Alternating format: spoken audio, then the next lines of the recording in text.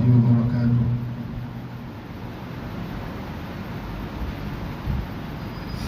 الحمد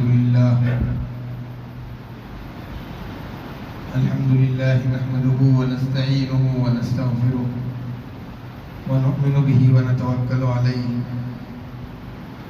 ونعوذ بالله من شرور أنفسنا ومن سيئات أعمالنا. من يهده الله فلا مضل له ومن يضلله فلا هادي له. ونشهد أن لا إله إلا الله وحده لا شريك له. ونشهد أن سيدنا ونبينا ومولانا محمدا عبده ورسوله. أما بعد، أعوذ بالله من الشيطان الرجيم. بسم الله الرحمن الرحيم. يا أيها الذين آمنوا كتب عليكم الصيام كما كتب على الذين من قبلكم لعلكم تتقون. قال النبي صلى الله عليه وسلم: من صام رمضان إيمانا واحتسابا غفر له ما تقدم من ذنبه، أو كما قال عليه الصلاة والسلام.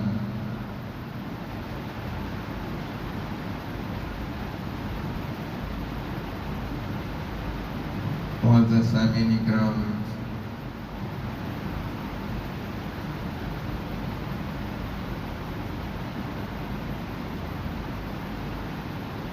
اسلام کی بنیاد 5 چیزیں ہیں.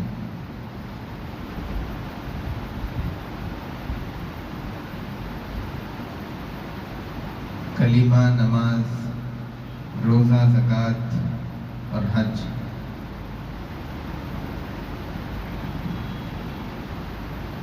اللہ تبارک و تعالی نے رمضان کے مبارک مہینے میں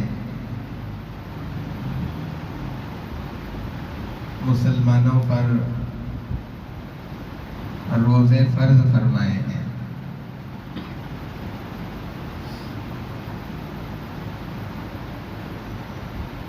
حضرت سلمان فارسی رضی اللہ تعالیٰ عنہ فرماتے ہیں کہ جس وقت شعبان کی آخری تاریخ تھی،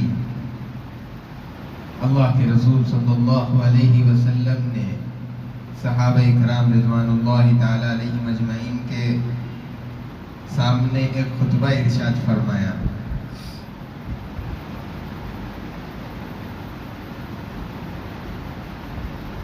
آپ صلی اللہ علیہ وسلم نے فرمایا کہ تم پر بڑی برکتوں اور بڑی عظمتوں والا مہینہ سایہ فگن ہونے والا ہے. اس میں ایک رات ہے جو 1000 مہینوں سے بہتر ہے، اور اللہ تعالیٰ نے اس مہینے کے روزوں کو تم پر فرض کیا اور رات کی نمازوں کو نفل بنایا ہے. اور جو بندہ اللہ کی رضا کے لیے اور اللہ تعالیٰ کا قرب حاصل کرنے کے لیے رمضان کے مہینے میں کوئی نفل عبادت انجام دیتا ہے تو اس بندے کو غیر رمضان کے فرض کے برابر ثواب ملتا ہے. اور جو رمضان کے مہینے میں فرض ادا کرتا ہے تو اس کو غیر رمضان کے 70 فرائض کا ثواب ملتا ہے. یہ صبر کا مہینہ ہے اور صبر کا بدلہ جنت ہے. یہ غمخواری اور ہمدردی کا مہینہ ہے، اور یہی وہ مہینہ ہے جس میں اللہ تبارک و تعالی مومن بندے کی روزی کو بڑھا دیتے ہیں، اس کا رزق بڑھا دیا جاتا ہے. لہذا جب کوئی آدمی کسی روزے دار کو افطار کرائے تو اللہ تبارک و تعالی اس افطار کرانے والے کی مغفرت فرماتے ہیں اور اس کو جہنم سے آزادی دے دیتے ہیں۔ صحابہ اکرام رضوان اللہ تعالیٰ علیہم اجمعین بیٹھے ہوئے اللہ کے رسول صلی اللہ علیہ وسلم کے یہ ارشادات سن رہے ہیں۔ جب یہ بات انہوں نے سنی کہ افطار کرانے پر یہ ثواب ملتا ہے، صحابہ میں سے کسی ایک صحابی نے اللہ کے رسول صلی اللہ علیہ وسلم سے دریافت کیا، اے اللہ کے نبی، ہم میں سے ہر ایک تو اتنی طاقت نہیں رکھتا، ہمارے پاس اتنی استطاعت نہیں ہے کہ ہم کسی کو افطار کرا سکیں۔ آپ صلی اللہ علیہ وسلم نے فرمایا کہ پیٹ بھر کر کھلانا ضروری نہیں ہے، بلکہ اگر تم صرف ایک کھجور اور ایک گھونٹ پانی کا بھی پلا دو گے یا ایک گھونٹ لسی کا پلا دو گے تو یہ فضیلت تم کو حاصل ہو جائے گی۔ آپ صلی اللہ علیہ وسلم نے آگے یہ بتایا کہ اللہ تعالیٰ نے اس مہینے کو 3 حصوں کے اندر تقسیم کر دیا ہے۔ اس کا پہلا حصہ جو پہلا عشرہ ہے رحمت، اور دوسرا عشرہ دوسرے 10 دن مغفرت، اور تیسرا عشرہ آنکھ سے خلاصی۔ اور جو آدمی اس مہینے کے اندر اپنے غلاموں اور اپنے خادموں اور اپنے ماتحت رہنے والے لوگوں پر کام کو ہلکا کر دے، اللہ تعالیٰ اس کے گناہوں کو معاف فرماتے ہیں اور اس کو جہنم سے آزادی عطا فرماتے ہیں۔ اسی لیے اس مہینے کے اندر 4 کام کرنے چاہیے۔ ایک تو یہ کہ آدمی اللہ تبارک و تعالیٰ کی وحدانیت اور اس کی توحید کو کثرت کے ساتھ بیان کرے، لا الہ الا اللہ، اور دوسرا اپنے گناہوں سے بخشش اللہ تعالیٰ سے مغفرت مانگے، استغفر اللہ۔ اور پھر 2 کام ایسے ہیں جس سے آدمی کو کرے بغیر چارے کار نہیں ہے۔ ان میں سے ایک تو یہ کہ اللہ تعالیٰ سے جنت کو مانگے، اور دوسرا یہ کہ جہنم سے اللہ کی پناہ مانگے۔ اور جو آدمی کسی روزے دار کو پانی پلا دیتا ہے تو اللہ تبارک و تعالیٰ اس آدمی کو قیامت کے روز جب وہ سخت پیاس کی حالت کے اندر ہوگا، اللہ کے رسول صلی اللہ علیہ وسلم نے فرمایا کہ اللہ تعالیٰ اس کو میرے حوض سے اس طرح سیراب کریں گے کہ پھر وہ جنت میں جانے تک کبھی پیاس محسوس نہیں کرے گا۔ اللہ کے رسول صلی اللہ علیہ وسلم نے یہاں تک خطبہ ارشاد فرمایا۔ اسی طریقے پر دوسری حدیث کے اندر آپ صلی اللہ علیہ وسلم نے یہ بات ارشاد فرمائی کہ میری امت کے روزے داروں کو 5 خصوصیات ایسی دی گئی ہیں، 5 ایسے امتیازات ہیں جو پچھلی امت کے روزے داروں کو نہیں دیے گئے تھے۔ اس امت کے روزے داروں کے لیے پہلی خصوصیت تو یہ ہے کہ اس روزے دار کی منہ سے بھوک کی وجہ سے، نہ کھانے کی وجہ سے، پیٹ کے خالی رہنے کی وجہ سے منہ سے جو بو آنے لگتی ہے، اللہ تبارک و تعالیٰ کو وہ بو مشک سے زیادہ پسندیدہ ہوتی ہے، اسی لیے کہ اس نے کھانے کو چھوڑ دیا اللہ کی رضا کے لیے، پینے کو چھوڑ دیا اللہ کو خوش کرنے کے لیے، اپنی خواہشات سے دور ہو گیا اللہ کو دکھانے کے لیے، کہ جب آپ کا حکم آ جاتا ہے تو ہم یہ سب چیزیں جس کے اندر ہمارا جی لگتا ہے، جو ہم کو لذیذ معلوم ہوتی ہے، آپ کے حکم کے سامنے ہم یہ ساری چیزیں چھوڑ سکتے ہیں۔ جب بندہ یہ کر کے دکھاتا ہے تو اس کے منہ سے جو بو آنے لگتی ہے وہ اللہ کو مشک سے زیادہ پسندیدہ ہو جاتی ہے۔ اور دوسری خصوصیت اس امت کے روزے داروں کو یہ دی گئی کہ آسمان کی مخلوق یعنی فرشتے اور زمین کے اندر پانی میں رہنے والی جو مخلوق ہے، مچھلیاں، یہاں تک کہ جنگل کے اندر جو زہریلے جانور سانپ اور بچھو رہتے ہیں، وہ ان روزے داروں کے لیے افطار تک استغفار اور دعا کرتے رہتے ہیں۔ اور تیسری خصوصیت اس امت کے روزے داروں کے لیے یہ ہے کہ جنت رمضان کے شروع ہونے سے لے کر کے ہر دن رمضان کے ختم ہونے تک سجائی جاتی رہتی ہے۔ اللہ تعالیٰ جنت سے کہتے ہیں کہ ان قریب میرے نیک بندے اپنے مصیبتوں کے بوجھ کو، اپنے دنیا کے بوجھ کو اپنے کندھوں سے اتار کر کے تیرے پاس آنے والے ہیں۔ اس طریقے پر بہت سارے فضائل، بہت ساری خصوصیات اس امت کو دی گئی ہیں۔ ایک خصوصیت یہ بھی دی گئی کہ رمضان کا مبارک مہینہ جب شروع ہو جاتا ہے تو جو سرکش شیاطین ہیں، جن کے چکر میں پڑ کر کے، جن کے بہکاوے میں آ کر کے انسان گناہوں کی طرف جانے لگتا ہے، گناہوں میں پڑ جاتا ہے، اللہ کی نافرمانیوں کے اندر ملوث ہو جاتا ہے اور اس کے قدم اللہ کی نافرمانی کی طرف چلنے لگتے تھے، ایسے سرکش شیاطین کو رمضان کا مبارک مہینہ شروع ہونے کے ساتھ میں قید و بند کر دیا جاتا ہے۔ اسی لیے عموماً یہ دیکھا جاتا ہے جو آدمی معصیات کے اندر، عام دنوں کے اندر پڑا ہوا ہوتا ہے، گناہوں کی طرف چلتا رہتا ہے، جیسے ہی رمضان کا مبارک مہینہ شروع ہوتا ہے وہ بھی گناہوں سے رک جاتا ہے، اس کی بھی طبیعت نیکی کی طرف مائل ہوتی ہے، وہ بھی اللہ کی اطاعت اور فرمانبرداری کی طرف لپکنے لگتا ہے اور مسجد کی طرف اس کے قدم بڑھنے لگتے ہیں، اللہ کی فرمانبرداری کی طرف وہ بڑھنے لگتا ہے۔ کیوں؟ اس لیے کہ شیطان اس مہینے کے اندر قید کر دیا گیا، بند کر دیا گیا، جس کی وجہ سے اس کا زور کم ہو جاتا ہے۔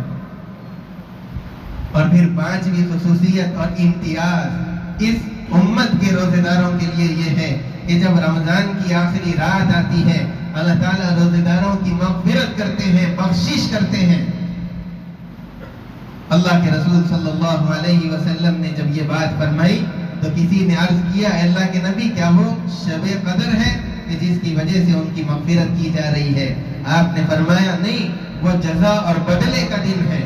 جس طریقے پر ایک مزدور اپنا کام پورا کر دے تو اس کی محنت کا جو معاوضہ ہوتا ہے اس کو دے دیا جاتا ہے، ایسے ہی پورا مہینہ جب روزے داروں نے روزے رکھ لیے اور روزے مکمل ہو گئے تو اب ان کو مغفرت کے طور پر ان کا معاوضہ دیا جا رہا ہے۔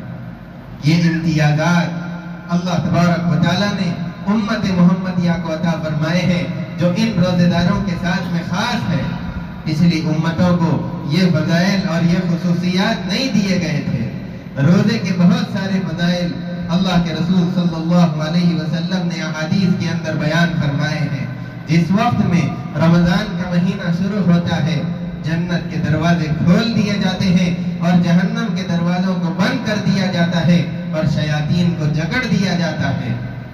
اسی طریقے سے اللہ کے رسول صلی اللہ علیہ وسلم نے یہ بات بھی ارشاد فرمائی، جو ثواب اور یقین کے ساتھ میں رمضان کے روزے رکھتے ہیں تو ان کے گناہوں کو معاف کر دیا جاتا ہے، اور جو رات میں تراویح اور تہجد کے اندر رات گزارتے ہیں ثواب اور یقین کے ساتھ میں، تو پھر اللہ تعالیٰ ان کے بھی گناہوں کو بخش دیتا ہے۔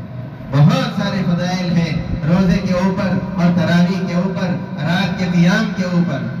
اللہ کے رسول صلی اللہ علیہ وسلم نے فرمایا، اس مہینے کے اندر جو آدمی اللہ تعالیٰ کو یاد کرتا ہے وہ بخشا بخشایا ہے، اور جو آدمی اس مہینے کے اندر اللہ سے مانگتا ہے وہ ناکام اور نامراد نہیں ہوتا، یقیناً اس کو کوئی نہ کوئی چیز اللہ تعالیٰ عطا فرماتا ہے۔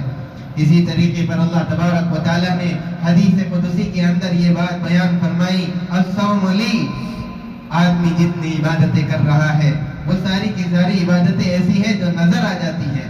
آدمی حج کرتا ہے، اس کے ارکان ایسے ہیں جس کو لوگ دیکھتے ہیں، نماز پڑھتا ہے، اس کے ارکان ایسے ہیں جو آنکھوں سے نظر آتی ہیں، اور دوسری عبادتیں جتنی بھی ہو جو دیکھنے سے نظر آ جاتی ہیں، لیکن روزہ ایک ایسی عبادت ہے جو آنکھوں سے دیکھنے سے نظر نہیں آتی۔ اگر روزے دار آ کر کے سامنے کھڑا بھی ہو جائے تو آپ کو پتہ نہیں چلے گا جب تک کہ وہ نہ بتائے کہ میں روزے سے ہوں، اس کے روزے کا علم آپ کو نہیں ہو سکتا۔ اسی لیے اللہ تبارک و تعالیٰ نے فرمایا کہ روزہ یہ خاص میرے لیے ہے، کیونکہ آدمی جب روزہ رہتا ہے دوسرے کو تو پتہ نہیں چلتا، اگر صرف معلوم ہے تو وہ اللہ کو معلوم ہوتا ہے کہ یہ میرا بندہ روزے سے ہے۔ اسی لیے روزہ اللہ کے لیے جب ہے تو اللہ تعالیٰ نے فرمایا وَأَنَا أَجْزِي بِهِ، کہ اس کا بدلہ میں ہی دیتا ہوں۔ اور بعض روایات کے اندر یہ بات ملتی ہے وَأَنَا أُجْزَى بِهِ، جب بندہ روزہ رہتا ہے تو بدلے میں میں خود اس بندے کو مل جاتا ہوں۔ بتائیے جب اللہ روزے دار کو مل جاتا ہے تو پھر ساری کائنات اس کے سامنے کیا حقیقت رکھتی ہے۔ اتنے بڑے بڑے فضائل روزے سے متعلق اللہ کے رسول صلی اللہ علیہ وسلم نے بیان فرمائے ہیں۔ اور پھر جو لوگ روزے سے رہتے ہیں اللہ تعالیٰ نے ان کے لیے جنت میں ایک خاص دروازہ بنایا ہے۔ جنت کے جو دروازے ہیں، بعض ذاکرین کے لیے، نماز پڑھنے والوں کے لیے الگ الگ دروازے، ایسے ہی روزہ داروں کے لیے اللہ تعالیٰ نے ایک خاص دروازہ بنایا ہے جس کا نام ہے ریان۔ اللہ تعالیٰ اس کے اندر سے روزہ داروں کو داخل فرمائیں گے جنت کے اندر۔ یہ خصوصیت روزہ داروں کے لیے اللہ تعالیٰ نے رکھی ہے۔ اور پھر اللہ کے رسول صلی اللہ علیہ وسلم نے فرمایا کہ ہر چیز کا ایک دروازہ ہوتا ہے، اور روزہ یہ عبادات کا دروازہ ہے۔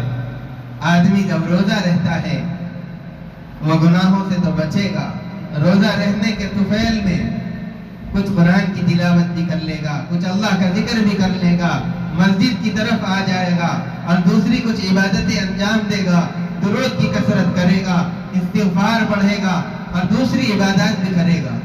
اسی لیے اللہ کے رسول صلی اللہ علیہ وسلم نے فرمایا کہ روزہ یہ عبادتوں کا دروازہ ہے۔ اس کے صدقے میں آدمی بہت ساری عبادتوں کو انجام دے لیتا ہے، لیکن آدمی جب روزہ رہتا ہے تو روزے کی جو روحانیت ہے اور روزے کا جو اصل مقصد ہے حاصل ہونے کا تقویٰ، یہ کب حاصل ہوگا؟ جب آدمی روزے کے آداب کی رعایت رکھتے ہوئے اس عبادت کو انجام دے، آدمی اپنے نگاہوں کی حفاظت کرے، ناشائستہ مناظر اور غیر ضروری وقت کو ضائع کرنے کے لیے فون کا استعمال، ویڈیوز دیکھ کر کے وقت کو ضائع کرنا، ان سب چیزوں سے آدمی اپنی آنکھوں کو پاک رکھے، محفوظ رکھے، اپنے کانوں کی حفاظت غیر ضروری باتوں کے سننے سے، غیبت کے سننے سے، چغلیوں کے سننے سے، گانوں کے سننے سے، برائیوں کے سننے سے، گالیوں کے سننے سے، فحش باتوں کے سننے سے اپنے کانوں کو محفوظ رکھے۔ اور تیسرا یہ کہ آدمی اپنی زبان کی حفاظت کرے۔ وقت کے گزارنے کے لیے آدمی جب چند لوگ جمع ہو جاتے ہیں تو غیبتیں کرنے لگتے ہیں، جھوٹ بولتے ہیں، ہنسی مذاق کے لیے جھوٹ زبان سے نکل رہا ہے، مختلف قسم کی برائیاں، چغلیاں، دوسروں کو تکلیف پہنچانا، لڑائی جھگڑا اور ایک دوسرے کو گالی دینا، گالی گلوچ، یہ سب چیزیں زبان سے ہونے والے گناہ ہیں۔ آدمی روزے کے اندر اگر روزے کی روحانیت کو حاصل کرنا چاہتا ہے تو اپنے زبان کو لگام دے، قابو میں رکھے، اور اس کا غلط استعمال روزے میں نہ ہونے دے۔ اسی طریقے پر بہت سارے ایسی چیزیں ہیں جس سے روزہ ٹوٹ جاتا ہے، اور بہت ساری ایسی چیزیں ہیں جس سے روزہ نہیں ٹوٹتا، لیکن لوگ تشویش کے اندر پڑے رہتے ہیں، معلوم کرنا چاہتے ہیں اس سے روزہ ٹوٹ جاتا ہے، اس سے ٹوٹتا ہے، اس سے نہیں ٹوٹتا۔ چند چیزیں ہیں جو میں آپ کے سامنے بتاؤں جن سے روزہ نہیں ٹوٹتا۔ ایک تو یہ کہ آدمی اگر خون ٹیسٹ کرانا چاہتا ہے، اس کے ذریعے سے روزہ نہیں ٹوٹے گا، آپ ٹیسٹ کرا سکتے ہیں۔ دوسرا، کوئی انجیکشن لگانا چاہتا ہے، انجیکشن روزے کے اندر لگا سکتے ہیں، روزہ اس سے خراب نہیں ہوتا۔ اصولی طور پر یہ قاعدہ یاد رکھ لینا چاہیے کہ جو چیز حلق سے نیچے جاتی ہے پیٹ میں، وہ چیز اگر حلق سے اتر جاتی ہے تو حلق سے اترنے کی وجہ سے اس کا روزہ ٹوٹے گا۔ اگر کوئی دوسرے راستے سے اس کے بدن کے اندر کوئی چیز پہنچتی ہے تو اس کی وجہ سے اس کا روزہ خراب نہیں ہوگا۔ اب جو انجیکشن لگے گا یا اسی طریقے پر جو گلوکوز کی شیشی ہوگی وہ لگے گی، ڈرپ لگے گی، اور انسولین یا اسی طریقے پر کوئی بھی چیز ہو، یہ تو حلق سے نیچے نہیں جاتی، اسی لیے ان چیزوں سے روزہ نہیں ٹوٹے گا۔ اجمالی طور پر یہ سن لیجیے، آنکھ کے اندر دوا ڈالنے سے روزہ نہیں ٹوٹے گا، سرما لگانے سے روزہ نہیں ٹوٹے گا۔ اگر کوئی آدمی روزے کے اندر ہجامہ کرانا چاہتا ہے اس کا روزہ خراب نہیں ہوگا۔ اگر بغیر ارادے کے خود بخود خے ہو جاتی ہے، چاہے کتنی بھی ہو جائے، اس سے روزہ خراب نہیں ہوگا۔ لیکن اگر کسی آدمی نے انگلی ڈال کر کے خے نکال لی تو اس سے اس کا روزہ ٹوٹ جاتا ہے۔ یہ وہ چیزیں تھی جس سے روزہ نہیں ٹوٹتا۔ ہاں، جس سے روزہ ٹوٹ جاتا ہے، ایک تو یہ کہ ناک کے اندر یا کان کے اندر دوا ڈال لیا تو اس سے روزہ ٹوٹ جائے گا۔ اسی طریقے پر اگر کسی کو استھما کی بیماری ہو، کوئی پرابلم ہو، اس کی وجہ سے انہیلر لیا یا دوا استعمال کرنے کے واسطے جو بھی ہو، سانس لینے کے لیے سانس میں پرابلم ہو رہا ہو، تو جو بھی دوا استعمال کرے گا اگر ناک کے ذریعے سے منہ کے ذریعے سے حلق تک پھیپھڑوں تک اس حلق سے نیچے اتر جائے گی تو اس کی وجہ سے اس کا روزہ خراب ہو جائے گا. اور اگر کوئی آدمی روزے کی حالت کے اندر سگریٹ پی لیتا ہے یا حقہ پی لیتا ہے تو اس سے بھی اس کا روزہ خراب ہو جائے گا. یہ وہ چیزیں ہیں جس سے روزہ اس کا ٹوٹ جاتا ہے اور پھر اس کی قضا اس کو دوبارہ کرنی پڑتی ہے. ان چیزوں سے آدمی اپنے آپ کو بچائے. اللہ تبارک و تعالی ہم تمام کو رمضان المبارک کی قدر کرنے کی اور روزہ جس طریقے پر رکھنا ہے اس کو پورے طریقے پر رکھنے کی توفیق عطا فرمائے. وصلی اللہ وسلم علی سیدنا محمد وعلی آلہ وصحبہ اجمعین وآخر دعوانا الحمدللہ رب العالمین. جو حضرات سنت نہیں پڑھے سنت پڑھے.